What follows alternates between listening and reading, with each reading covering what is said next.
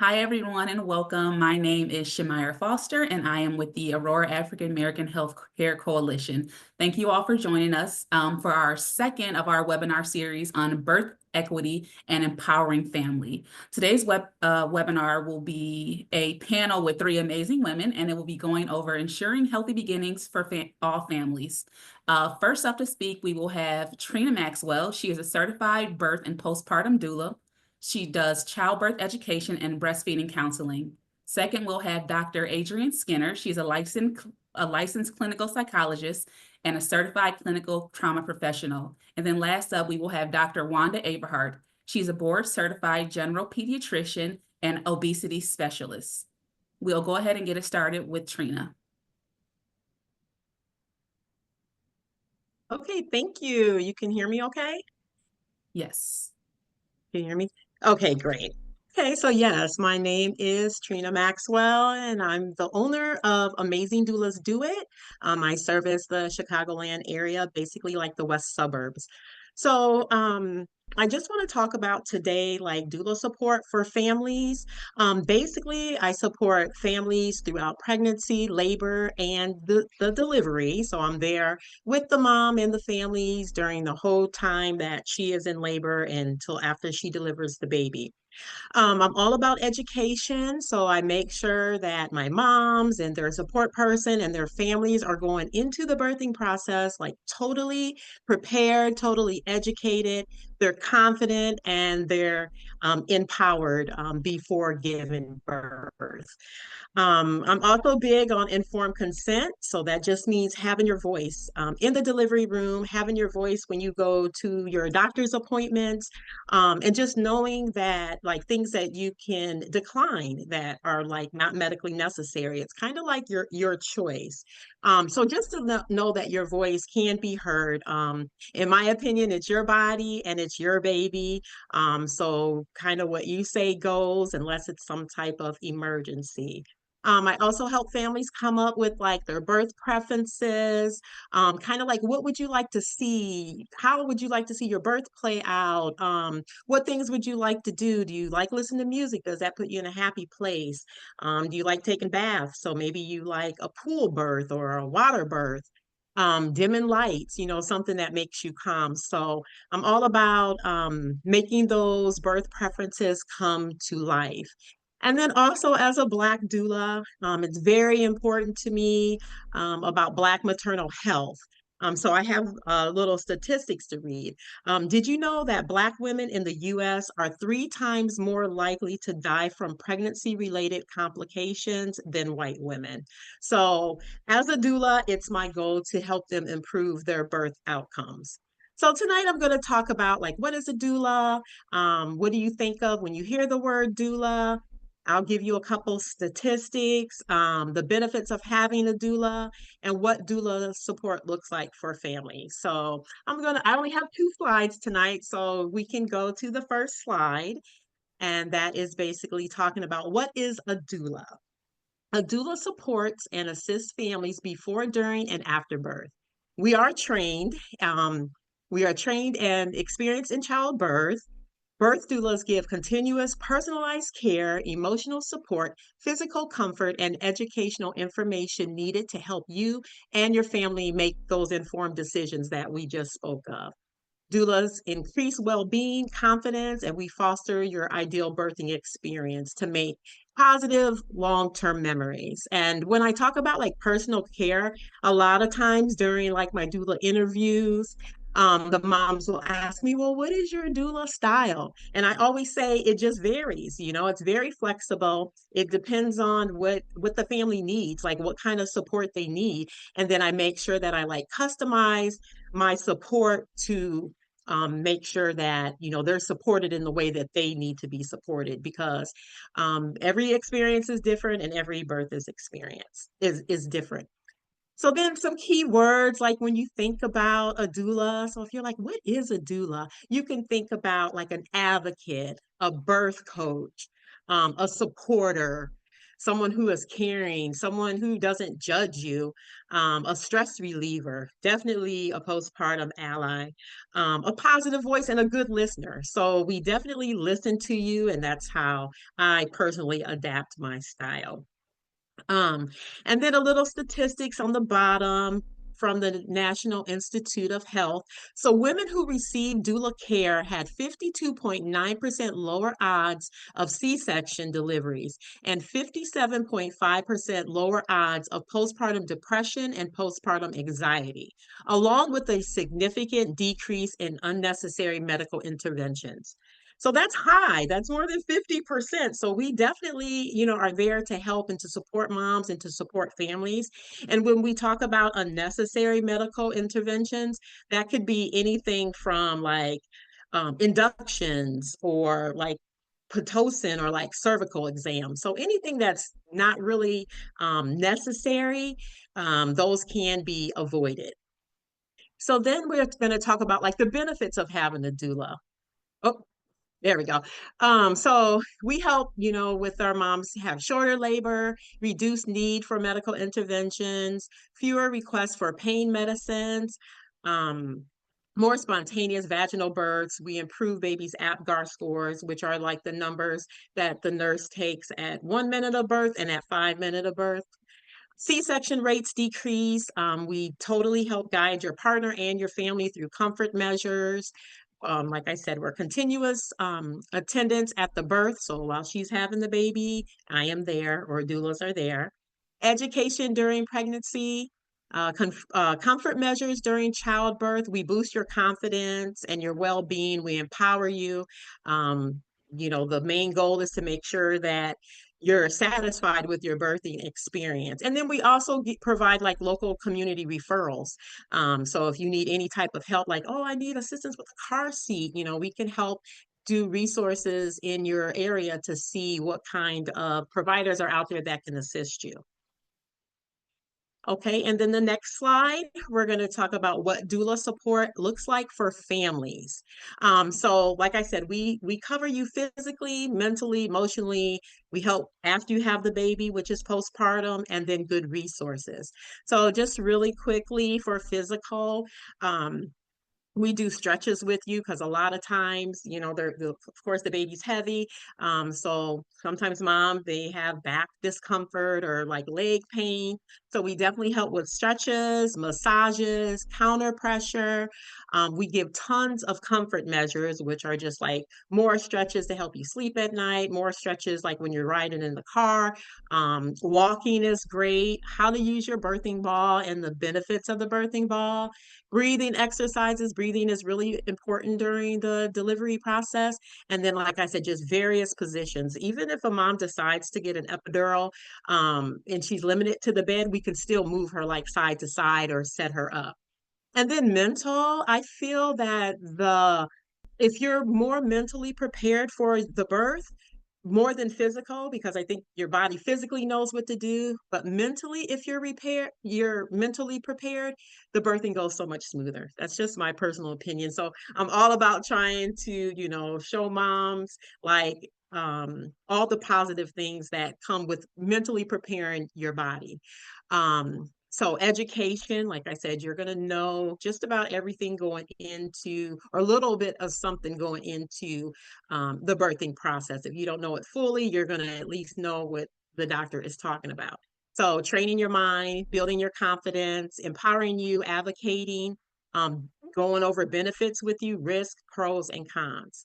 And then emotional support, like we're there to calm you and to make sure that, that your stress levels are super low.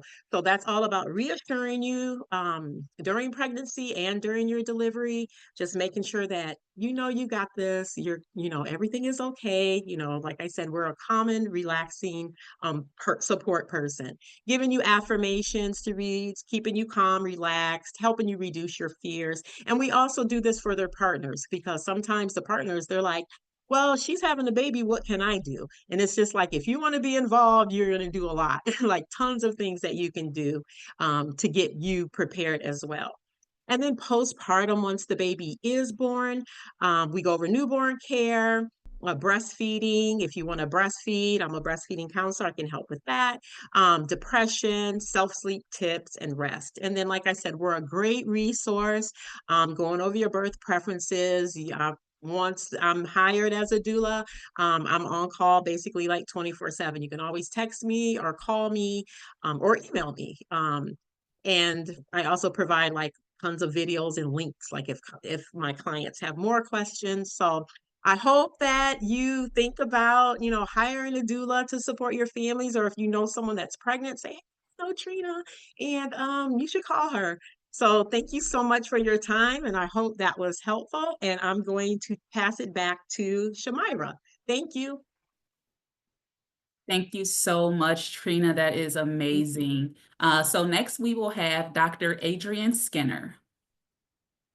Hey everyone, I'm glad that you're able to take time out of your schedule to join us this evening for a really what I feel is a really important topic. I'm going to talk specifically about rest and maternal health and what I do as a psychologist that is trained in trauma, and that includes um, post-traumatic, but also racial stress and trauma. Um, what I do is I help to support moms either during pregnancy, while they're pregnant, and then even afterwards in the like Trina was saying, in the postpartum period, to help them adjust to this transition in life. So we talk about like sleep, but as a mom, a new mom or a mom of multiple children or whatever, sleep is a wonderful, blessed luxury that we don't always have available to us as much as we would like. So what do is I also talk about, okay, if we can't sleep, let's talk about rest. And how and the benefits of it for just our mental health and our well-being, and then also for the BIPOC community, also for our psychological fortitude. And that it's an important part of our overall health. It's that mind-body connection. And as Trina referenced before, being able to have the mental strength can help our physical capacity to deal with a lot of and resilience and adaptability in terms of what's coming our way before, during, and after birth and into our day-to-day life. So if we could flip to the next screen, it'd be awesome. Okay, so this is just some general and definitions of what mental health and well-being are. Um, and they're a little bit different in that mental health it's an important part of our overall health. It helps us to deal with stressors and challenges while also being able to help us realize our Black girl magic. Um, and that there is a distinction between like the mental health and physical health, again, because it's an overall, but when we're sitting here and we're talking about a holistic approach to care, we make that differentiation. And well-being is this overall sense of just how you feel about yourself, your place in the world, that the way that life is going. Can you have an impact on your life? Do you feel like life is having more of an impact on you? And us being able to start to shift a little bit of that sense of control where you're feeling like you have more of a control over your life versus the other way around. The next slide, please. Okay. So, like I said, sleep is an amazing, wonderful thing that I wish we all had access to. I have also a lot of people um, at different stages of their life talk about how they are just not good sleepers. And so we talk about then how can you what is rest? And if you can't sleep, that's at least rest our bodies. My mom used to, when I was growing up, would always say, I don't care if you don't take a nap, but just go rest, have a quiet hour. I think she was doing that to get me out of her hair, but it could also have been, you know, go rest yourself. So rest, and I did not put that on there, isn't just taking a nap. It isn't just about falling asleep. It is also about doing things that help to down regulate our nervous system, our get our brains to stop that overthinking, the whizzing that can sometimes happen. It's things that can help us to feel like we are more within our lives and within our bodies and not just floating out here going through the motions. So some of the benefits of rest are learning how to be still. And that could be still in mind. It could also be still in just body as well, just slowing things down. It's learning how to be patient, which is a hard virtue to have, but it's a one to aspire to. And the patience means being able to have compassion and courage to be compassionate, the courage to say no, and to also learn that this parenthood journey is just that, it's a journey and it's an adventure, and we're not going to always get it right. They did not send us home with manuals for our children, and if they did, they went right out the door, because I don't know, my kid did not match up with what people were saying. It's learning that whatever gets done or is left undone, that you are still worthy of love and belonging, and that goes it bumps up against that strong Black woman mentality that and it's like we have to get this always done. We have to always hustle and prove that we are worth our seat at the table. Nope, we just get it, but we also need to know that we can go ahead and just slow things down, and it's okay to go inward. It's not selfish, it's actually doing a great service for our families. It's doing a service for if we work outside of the home, for our community, for our places of worship, for all things, that it's okay to just slow down. It also gives us an opportunity to give ourselves grace and cope with the self-defeating thoughts or negative self-suggestions. Some people say self-talk. I like using self-suggestions because that gives us the idea that we have choice in what it is that we are going to listen to, and that we can also be the authors of our own scripts, and that we can rewrite that. That also takes patience, because we're going to come up against a lot of our default um, our own default messages, as well as what's being told to us out in the culture. We'll just say that out in the culture. It also gives us the space to shift our mindsets from panic, that's like, I have to hurry up and get everything done, and like this, oh my gosh, the fight or flight, to where we can just go ahead and just pause, and to be able to say, you know what, again, it goes back to the number three, that whatever is not done, that's okay, because guess what, it's still going to be there tomorrow. The difference is I may be able to, because my brain is calmer, my brain is has slowed down just a tiny bit, I may be able to tackle it just a little bit more effectively. I may be able to even say, I don't need to get all of that done, I can just reprioritize what needs to get done. And so part of what I do with either with moms or partners or family is like, how do we go ahead and hold that space to learn how to do things according to what works for you as a parent, as a partnership, as a family, that might look different than what is out there in the world or what other people say you should. Now, there are some things that um we, health wise, that we like to aspire to, such as getting 8 to 9 hours of sleep consecutive. And Dr. Wanda, you can answer this later. Is it consecutive hours? Or is it just well, okay. She's shaking her head, yes. Okay. Well, so again, that's an aspiration that I also let, especially with partners that are families that are breastfeeding, or when their babies need sleep or need to be fed in the middle of the night. I had one individual that was um their baby wasn't able to keep weight, so they were having to feed every hour and a half, and that hour and a half started at the time when the baby was at the time of the feeding. So sometimes that baby took an hour, you guess what, you're getting up again in another hour, or 2 hours later you're not getting that full 8 hours. So it's like, okay, what do we need to do to help, one, to show that you're not a failure, or two, you're doing the best that you can, and again, to aspire to get the 8 to 9 hours. And then I talk about this a little bit on the next slide, about how do we go ahead and oh, I'm sorry, it's in 2 slides, but this is okay too. That this is like, by reclaiming your rest, that it's not, that we're not looking at it as perfection. This is just an ongoing journey. It's an adventure. It's something that where we are going to have fits and starts, and that it's okay that we are learning along the way. And that, guess what? Today is the first day that you've only had this day, and you're going to make mistakes, but it's going to keep going. And guess what? You get to do it again tomorrow.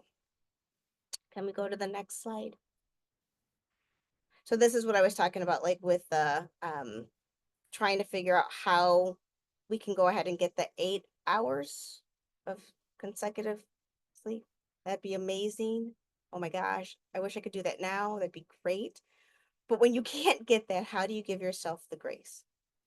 And I work through a lot of the, again, some of the negative self-suggestions, the negative scripts, and I let them know that, you're the one that can give yourself that permission, that you're and to listen to your body. And then how do we work that into actually even letting that be something where you and that baby, it's a time for bonding. So it can be something of that nature. Again, it's being able to live in what we have right now and not what we think that we should have, and like letting go of the shoulds and being like, this is what it is. Focusing on the logistical factors that encourage sleep or rest hygiene. And again, I put the rest because sleep is not always possible. So being able to say, okay, can so and so take the baby for X amount of hours? Can somebody do this? And I would even say, can somebody do this during the daytime so I can even take a nap? What are some of the things that might get in the way? If there's other children, if there's other demands, what can we do to say, can some of these things pause? Do they have to happen right now? Can we work through the feelings of guilt and anxiety that come with that? And even some of the shame of not being a good enough parent, a good enough mom, because I'm not hitting the ground running with this. That's some of the negative feelings around allowing yourself to rest. And then I also do work with it with the families or the moms and the dads or the partners on how can we start to work towards a good sleep or rest hygiene. So that could be do I'm not going to sit here and say, oh, get rid of the screens, because some people do use that as a way to unwind. But are there things that we can do to help to use that in a way that's beneficial? What are some of those things? But also being able to understand that when your brain is going, it is okay to say, you know what?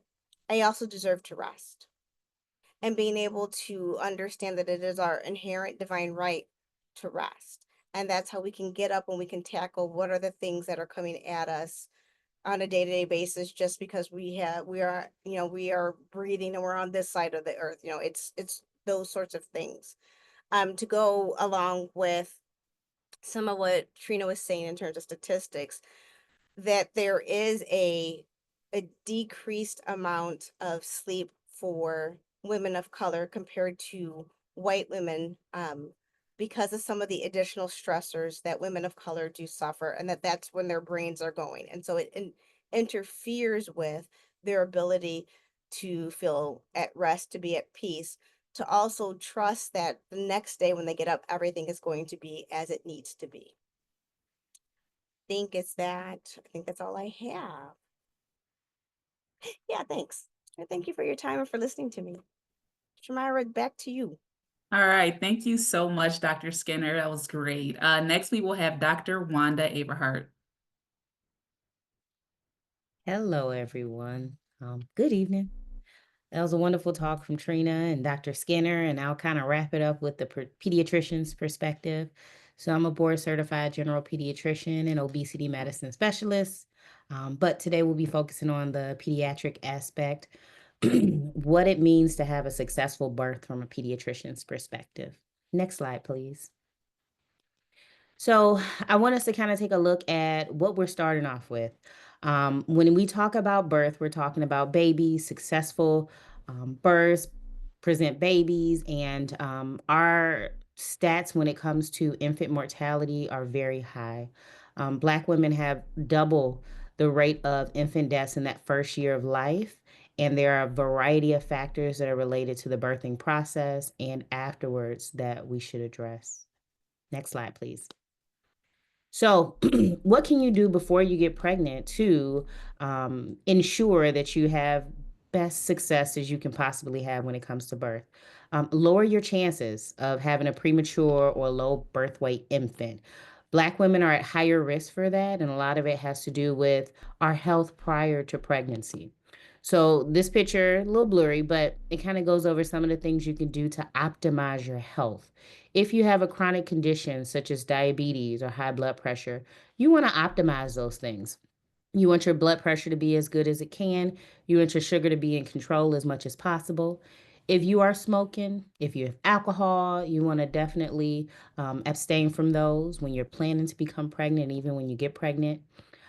If you are in control of when you can get pregnant, trying to get pregnant before you're at an advanced age. I know we all don't have a choice in that. Those would be things that you can determine, as well as making sure you stay on top of your vaginal health.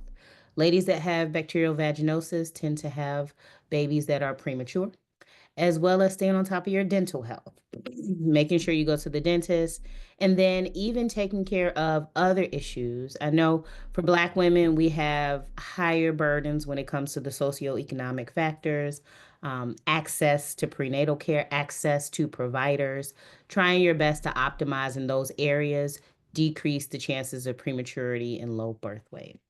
Next slide, please. So, what can you do before your baby arrives? This kind of goes with optimizing your health. You want to find your doctor or your caregiver or your doula or your psychiatrist. You want to find the people that are going to care for you during the pregnancy, as well as the baby's caregiver. Talk to them before you need them. The big thing is you want to develop a rapport. You want to make sure you have a trusted relationship with them.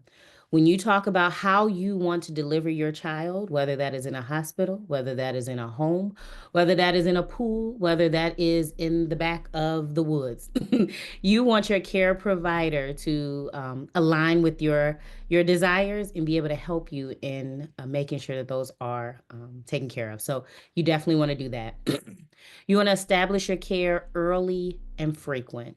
So, prenatal care, you should see your provider as frequently as they say. You should do the test. You should do all the things that they're asking for, as well as vaccinations. And so, you want to make sure you're doing that and have frequent care. You want to address any issues as far as transportation or access. And that could be as simple as, where am I delivering my baby? And if I work on the west side of town, but I want to deliver on the north, what if I go into labor in the middle of the night? How am I going to get over there? Right? You want to think about those things. And it kind of goes with what Trina was saying as far as having a birth plan, making sure everybody knows what you want to do when you're on your way to being pregnant or getting pregnant or actually pregnant. And then the other thing, kind of like Dr. Skinner mentioned, is, let's go back a little bit. Go back. We just went through everything. So one of the things you want to do is make sure you develop ways to de-stress. And so we all know that the pregnancy process, as well as having a baby, are possibly one of our most stressful times in our lives. And so if you know you're going to be pregnant, you know that stress is going to arrive, you know you're not going to get sleep. If you don't have any coping skills, you haven't figured out any ways to de-stress, think about it. Pick up scrapbooking if that's something you enjoy. Pick up walking if that's something you found out that clears your mind. Start that before and start it early. All right, next slide. So the other thing you can do as a pregnant person before, during pregnancy, is just kind of understand what's happening at the hospital. I find a lot of mothers go through the pregnancy and birthing process, and then they get to the hospital and they're just kind of overwhelmed by everything that's happening to them and everything that's happening to their baby. And so from a pediatrician standpoint, I like to kind of clear up some of the things that parents may be wondering about. So when your baby is in the hospital, in that first 24 hours, there's a few things that's going on. We're thinking about prevention. We're thinking about testing. We're thinking about education, monitoring the baby, and support for mom and baby. So in line of prevention, you will be offered vaccines, specifically the hepatitis vaccine for your baby. You will be offered a vitamin K injection, which protects the baby against what we call hemorrhagic disease of the newborn. It's a big word for this vitamin helps the baby clot so that they don't bleed too much. And the baby will get eye ointment that protects them against any infections that may have been transferred from mom to the baby. So those are the big prevention pieces that happen while in the hospital. Now, baby will be tested for quite a few things. They'll be tested for a heart problem. That's looking at their oxygen level in one foot and one hand. They'll be tested in their hearing to see if baby can hear. And then they'll also get a heel prick. We'll take a little sample of blood from their foot. That blood will be sent to the state testing lab and it'll test for genetic conditions. Things like sickle cell anemia, which a lot of Black individuals carry the traits for, cystic fibrosis, not necessarily a disproportionately Black disease, but some Black people can carry it. But there are multiple genetic conditions that are tested for in that panel. So your baby will get prevention, they will get tested, and then a lot of the focus will be education, making sure that parents, mom, support givers are understood in how to feed baby, whether you choose to bottle feed, breastfeed, formula feed, or all of the above. You'll get the experience on how to do all of them. Stooling for babies. What is a normal stool? Stools change as babies are born. That first stool is going to be black, sticky, tarry, barely can take it off of them. The second stool is probably going to be like that.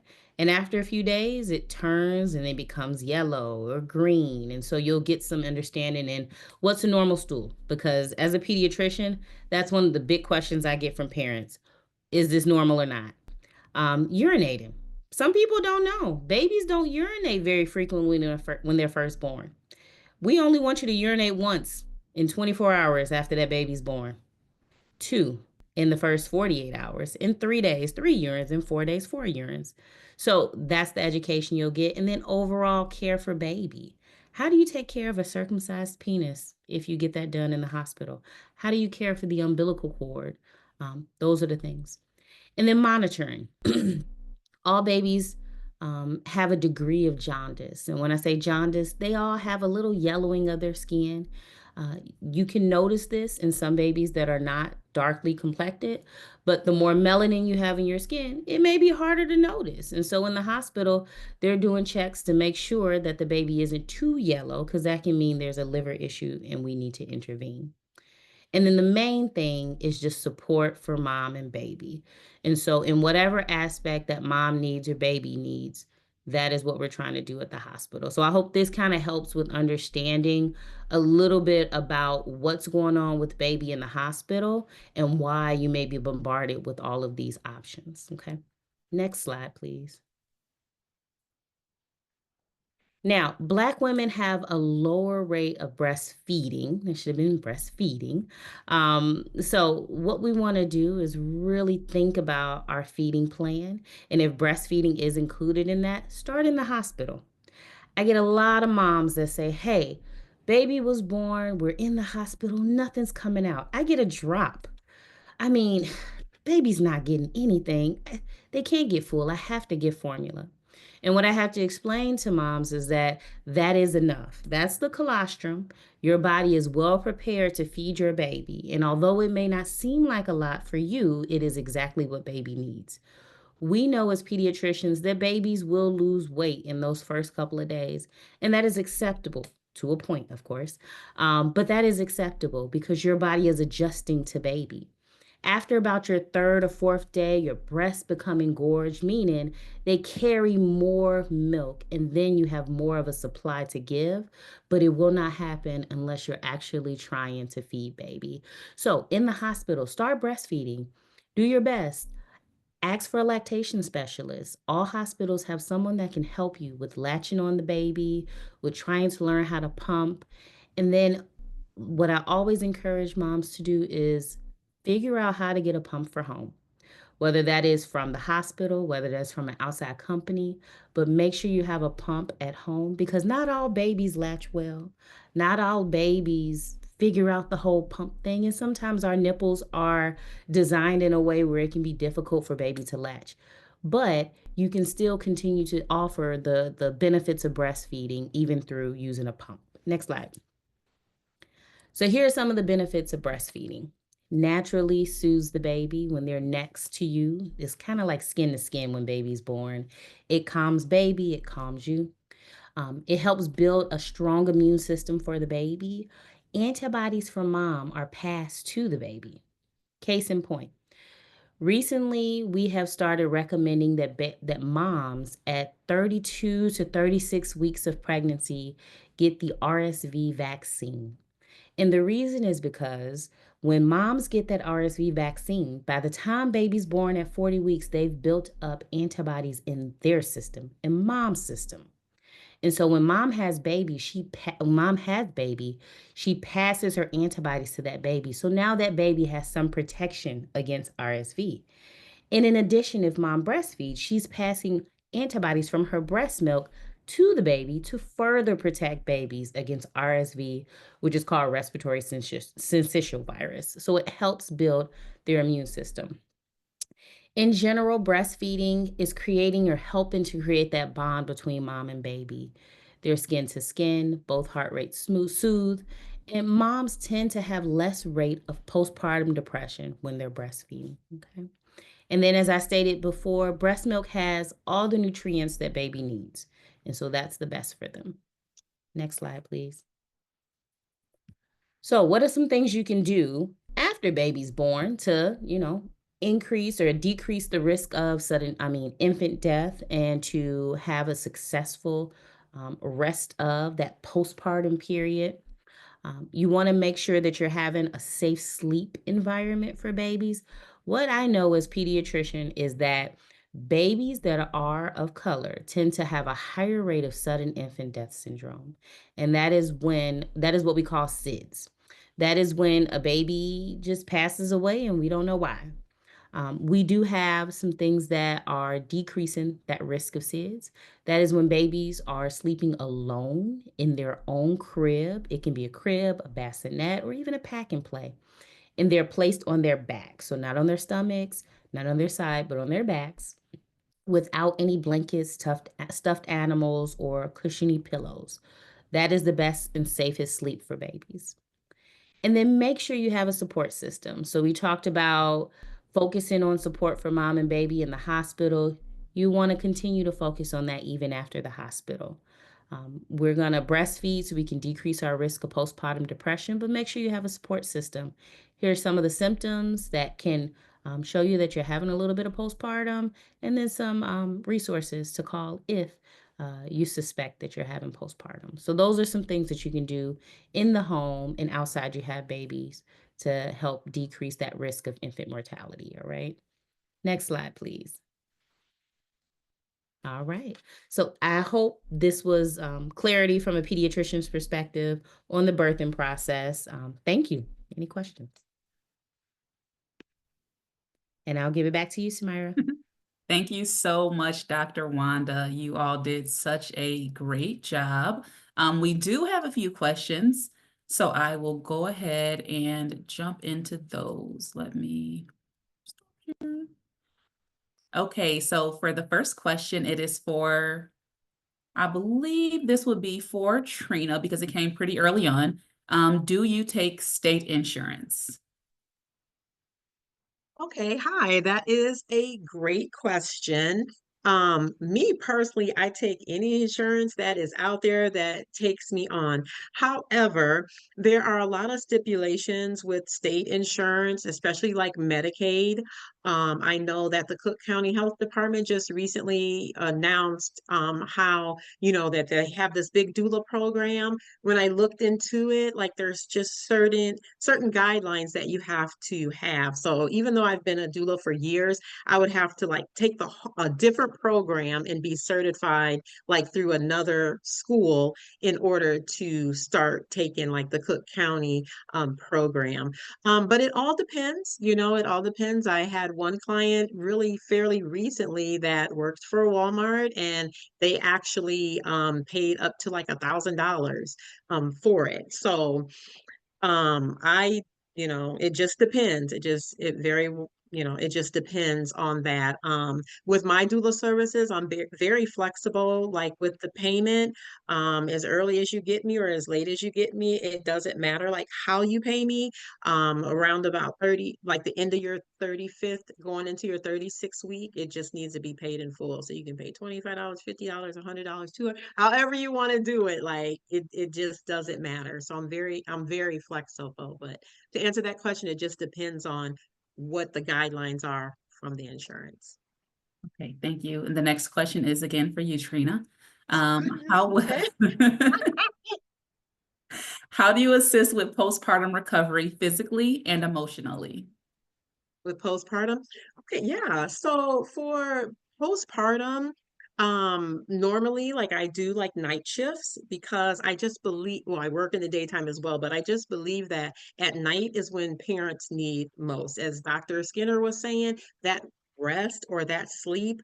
I mean, you guys, like I get tons of chocolate the next day, tons of tips, because the mom, she's getting, like so much rest. And then it's all about emotionally helping the mom or the dad, the whole family just get rest and know that they have a trusted source in the house that is truly taking care of their baby. And, they know that their baby is fine where they can sleep. And, there's tons of communication where I make sure that they feel at ease, like leaving their baby with me. It's hard to do, I mean, it's your newborn baby, especially with full first time moms. So, physically I'm there, I try to do like light chores, try to make sure that at least their kitchen is totally clean, dishes are done, laundry is done and folded, because one thing about me, I love a clean house. So if I can do that for my clients as well, along with taking care of their baby and along with making sure that they are getting good rest and sleep, then I think that's how I help them mostly physically and mentally. And then if I was their birth doula, I'm also there postpartum. Like you guys can contact me and if you have any questions or need any resources. So, Okay, thank you. Next okay, question would be for Dr. Skinner. What are common mental health challenges new patients face? I'm sorry, new parents face? Can you hear me okay? Okay. Some of the things that I've seen, and that is in the literature is this like sense of identity and self, who they are separate from being a parent, a newborn parent, being able to juggle the demands and the uncertainty and the anxiety that comes with being a parent, being able to just continue to have moments where they are feeling connected to themselves and not feeling totally overwhelmed and burdened by this new phase of life. Being able to, for some parents, if the pregnancy was unexpected, is being able to, and therefore they're having trouble bonding and feeling anger about that, being able to work through some of those emotions, I would say, are some of the issues. The sometimes juggling just care and cost, that's something else that is common as well. And just being able uh, to sit and say, okay, how do we, what the way that life was previous to this little person coming into our life is not any longer, but it doesn't necessarily mean that it's truly the end. Well, it's the end of the world as you knew it, but it doesn't mean that it's the end of the world. And how do we go ahead and transition into that, and still being able to work through, you are a person separate from this role. Thank you. The next question is, what are the early signs of postpartum depression or anxiety? Okay, so early signs. So what I would say that usually what happens with is if you have had a depressive or an anxious episode previous to pregnancy, and we would say this for almost for anyone, whether you are childbearing or not, the likelihood of having another episode, it happens. It's part of the diagnostic picture is what we call it. So one of the early signs I would say is, you've got those first few days or weeks of baby blues, and that could be difficulty sleeping, irritability, um, lack of appetite. It's when it goes beyond the first few weeks or days that we start going into, now we're going into a month, 2 months, and this feeling of overwhelm and the feeling of not of difficulty bonding with the baby, the crying uncontrollably and not knowing where it's coming. There's mood swings. There can also be this sense of just numbing, this sense of apathy, so lack of interest in things. But we also have to be really careful about diagnosis too, because Again, what's the measurement that we're using? And what I like to do is, again, what are the other stressors that are happening in this person's life? Because what might be stressful for one may not be somebody. And so being able to figure out on the continuum, what is that's it fitting into the picture of what is happening in that person's life. But I would say, beyond when it starts to feel like you're having difficulty bonding with that baby, and so some people are like, well, how does my own mental health affect my attachment with my baby, and therefore the baby's health, right? And Dr. Wanda, you spoke to that as well, that connection, that's, and it doesn't always have, it's not just the skin to skin. I do believe that has something to do with it. It's the being able to regulate your own emotion, being able to recognize what are your own triggers, so that way what is something that you're responding to versus the babies are going to cry, they're going to scream, they may look away, and being able to know that is not, it has nothing to do with you, or if it does, you need to go ahead, and that's, again, as Dr. Wanda was saying, and Trina was saying as well, having your own support team, because this is not for the faint of heart. Babies are not, they're cute for a reason.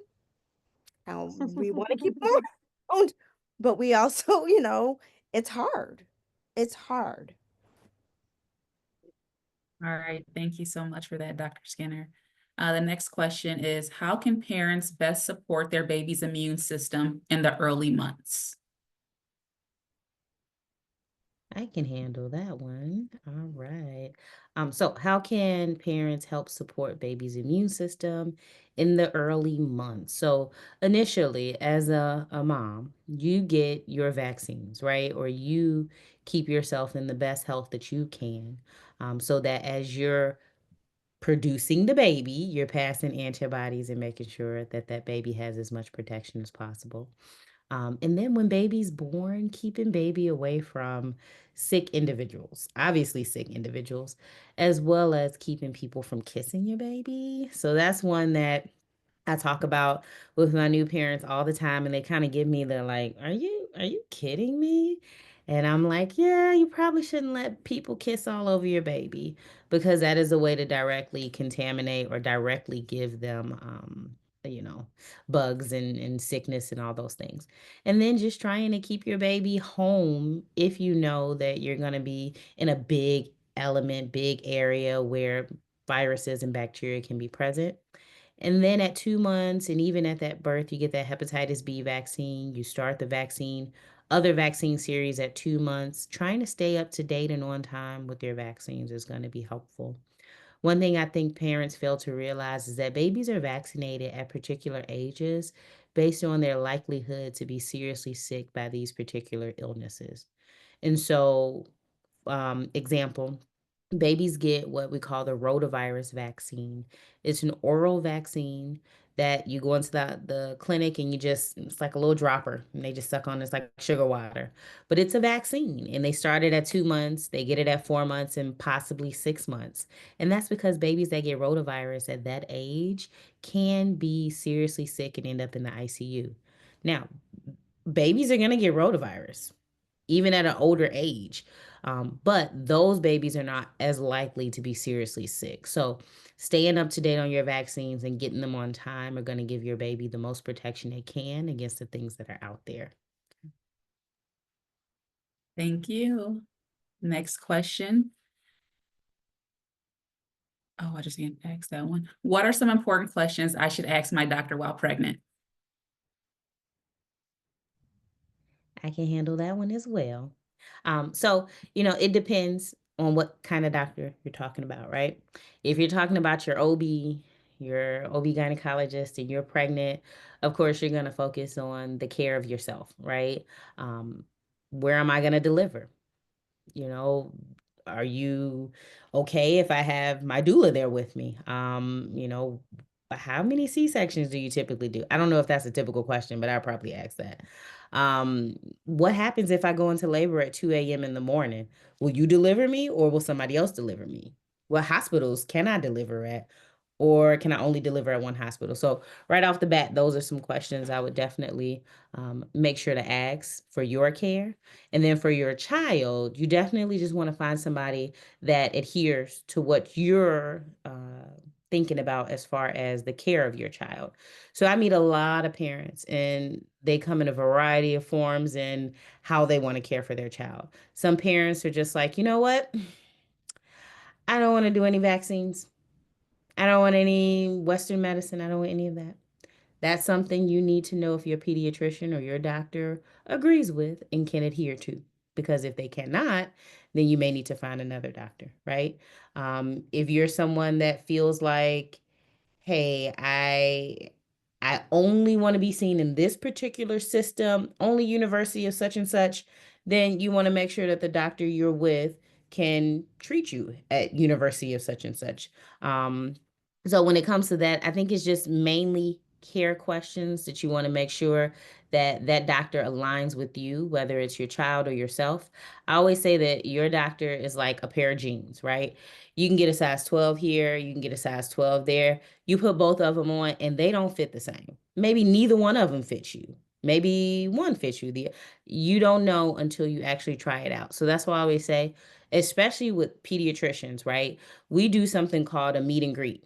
So when you're pregnant, you can schedule an appointment, pay a flat fee, come meet me, say hello. I want to ask you if you like vaccines because I don't, right? We can talk about this and you can find out what my stance is, and not necessarily my personal stance, but my stance as a physician. Because when you join a practice, you basically join into what they see medicine to be and what their advances or what they think are advances in medicine. So yeah, so basically find the perfect pair of jeans by asking a lot of questions and meeting early. Thank you. The next question is, can doulas be with me at my doctor appointment? Yes, we can. I personally have not had a client ask me that. However, I do give my moms like a lot of questions to ask their doctors, especially if they have, like a lot of questions or concerns or anything like that, because, it's out of scope for me to give medical advice. So I don't give medical advice, but I do give like suggestions, recommendations. But yeah, if someone ever asks me like, can you come with me? And I'm available, I sure will. Great question. Thank you. Next question is, how does a mother's mental health impact a baby's early development? All So right, go go ahead. ahead. Go ahead. I can wait a minute. So, baby's early development, it really is focused around what they're exposed to. Babies learn to talk when you talk to them. I have 2-month-old babies and you smile, they smile, right? If you're not smiling, they're not smiling. Um, some babies never say da, right? Because they never heard da, right? So it's really about what you immerse your child into in those early months. So if you happen to be not in a good mental space, maybe you're not smiling so much, right? Maybe you're not interacting with the baby. Maybe you're just putting them down and putting them in front of the TV and just kind of moping around. Your baby may not be on target for development because they're just not being exposed to everything that, they need for that development. So ultimately, yes, mother's mental health does impact babies' development and in that exposure realm, but then you also have to think about just caring for baby, right? Is baby getting enough food? Are we listening to babies cry? Is baby crying and not being picked up? That can go into a whole nother realm of how seriously mentally ill you are. But it truly does impact. So a healthy parent, a healthy mom, healthy support system leads to a healthy baby. Can I piggyback off of that? Okay. So I would agree, in that not only is it just being able to help with the developmental milestones, but even again, the attachment. part in terms of is baby, and I liked what you said, Dr. Wanda, about like is baby crying and are we being attuned and are we attending to the cry because it's a form of communication, because what we're also teaching baby even at that very young age is I have a concern, I have a voice, and is somebody listening to me? So we're even starting to teach them at that point that they have a place in this world and that they deserve to have a place and listen to. And that goes on throughout the, development and things of that sort.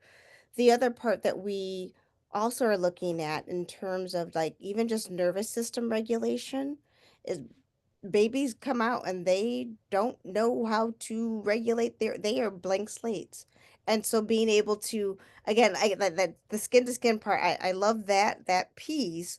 And whether or not you really, it metaphorically, what have you, is we are, as the caregivers in the baby, we are their nervous system. We are teaching them how to go ahead and soothe themselves, how to, if they have any sort of distress, that's going to be listened to, that they, again, they have this voice and they are these little people and they've got these little minds that are squishy wishy, and that we are teaching them that their a sense of resiliency and adaptability in adversity, that they can go ahead and continue to have an ally. They can look to their environment and get resources. We are also teaching them as their first, regardless of the family constellation, that is their first social primary, or sorry, that's a primary social environment. And so if you have individuals that have any sort of their own, what we would call adverse childhood experiences, and one of them is like substance abuse or mentally ill, that can go ahead and impact health. It can impact immune support. It can impact social and emotional development. And so being able to, as the parent, again, like Dr. Wanda said, a healthy parent can help with a healthy child. It can also help withstand some of the mm, not so healthy things that kids go through, and to be able to stand apart and say, "Look, I am your foundation here in this storm of living life." Thank you. And the next question. How do I tell my mom to stop putting the blanket in the crib with the baby? I'll take that one. So I tell my new moms when I see them on that first visit at day 2 to day 5, when they're coming in, you will probably argue with your parents, and it is okay. It is very much okay to put your foot down and say, I am telling you, this is not what I want you to do for my child, for your grandchild, and I will not allow it. Perfectly fine. I said when I had my first child, I never argued with my mom until I had her, because I had to let her know that things have changed. Sometimes grandparents don't recognize that the things they did in the past are not what we consider to be safe things now. So how do you tell a grandparent not to put that blanket? Tell them not to, okay? Whether or not they do it is really up to them, but you do have to let them know that you're going to ensure your child is safe. So if I see that blanket, I'm taking it out. And if every time I come in here, the blanket is here, I'm not going to have to allow the baby to sleep here. We're going to have to find something else. This is what I'm telling you, and you just have to put your foot down. Mom will be upset, but mom will understand that that is your red line, and they will have to accept it. I've done it many times, and your mom or grandmom will forgive you over time, because that baby is cute and that baby's not going anywhere, and they will want to see that baby again. So just put your foot down. It's going to be hard, but as a parent, what I've realized is that when you become a parent, you really do have to find your voice, right? You have to advocate not only for yourself, right? During that birthing process, and say, hey, I'm feeling this way. Hey, this is what's happening. Hey, this is what I want. You also have to advocate for your baby. And if you know there are certain things that are going to put your baby at risk, go ahead and advocate. So Okay, and the last question, which I should have wrote, but I didn't, but I should have. Do you have any tips or ways I can try to sleep? It's hard for me to sleep. They're pregnant?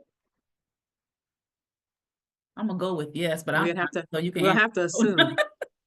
Yeah, I can jump in first. And so like during my doula visits with my clients, I do in-person visits. I make sure that different comfort measures and different stretches that they can do. If their support person is there as well, I also teach them like, hey, this is what you can do. You know, you can do these exercises at least once a day just to get your body prepared and to help ease the discomfort that you may be feeling. Because as we all know, as the baby grows, you know, the baby's moving around things and the baby's doing all kinds of different sorts of things to our bodies, you know, while we're pregnant. Um, so I would just say, if they are pregnant, just tons of stretches, tons of comfort measures. Pillows become your best friend. You know, it helps with your pelvis and opening up your pelvis. So that would be my answer. If anybody else wants to chime in, you can. But and stay active, stay moving, stay walking, and then rest when you can. So I can chime in a little bit from a new mommy standpoint. Biggest thing is support. When that baby comes out, that baby's going to want to feed every hour, sometimes cluster feed every 30 minutes. You're not going to get any sleep. And so, if you can try your best to have a good support system where you can say, hey, I know baby just fed. I'm going to try my best to get an hour or two of sleep. Can you watch baby? Remember, I said get that pump, that breast pump before you leave? You pump during the day. You try to get a 4 ounce bottle, and then you say, hey, I just fed baby. We got this 4 ounce bottle. I'm going to try to sleep for 3 hours. If baby wakes up to be hungry, give them this bottle, take a nap. So try to plan, try your best to have a great support system that can help you because baby will not allow you to sleep. That's just not how they're designed. And that's okay. That's perfectly fine. But see if you can find somebody that can help relieve some of that and go that route. That's some of what when I was talking about like the sleep or rest hygiene, trying to figure out the logistical parts of it. Who can you have as that support to step in and that you trust that you can go ahead and say, I'm going to hand this precious thing over to you and I need to go rest. In terms of some of what I talk about with, trying to start to ease into sleep, that's hard because our brains at the end of the day, because we've been distracted with everything that's going on, that is at the end of the day, now we're going through all the things that we did do, the things that we didn't do, the regrets, the things that need to happen. We got to keep that, like all of those things. And so sometimes what I will hope with them do, um, moms or caregivers do is to go ahead do the brain dump before, but then also while you're doing that brain dump, if you can also practice doing some breathing.